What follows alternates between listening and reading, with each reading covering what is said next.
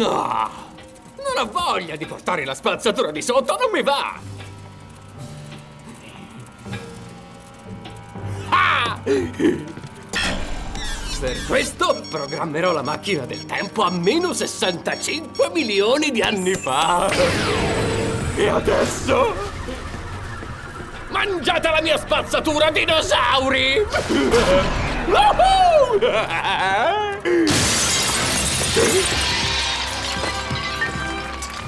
Bene. Ciao, Time Jumper. Sì! Ciao!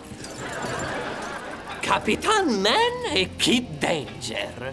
Sapevo che mi avreste trovato in tempo. Oh! Allora è per questo? Ti chiami Time Jerker perché quando parli usi giochi di parole sul tempo, gli orologi e questa roba? Risponderò alla tua domanda se mi dai un minuto. L'ho fatto di nuovo! Ho sentito, anche noi sappiamo fare giochi di parole. Allora non vedo l'ora di ascoltare i vostri. Ci riusciamo! Sì, guarda, che ti prendo e ti cambio i connotati in poco tempo.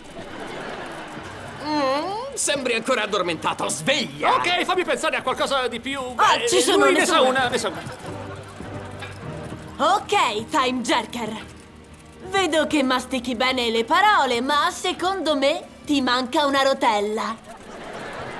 Oh, questa era veramente terribile! Vi meritate un time out! Accidenti. Ascoltate! Domani voi sarete solo una notizia di ieri perché il limite della mia pazienza è passato! Accidenti! Grande con le parole!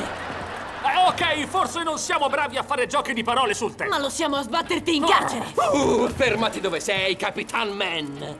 Lo sai, io sono l'unico criminale di Swellview che non potrai catturare perché posso sempre lanciarmi nella mia macchina del tempo per ritornare a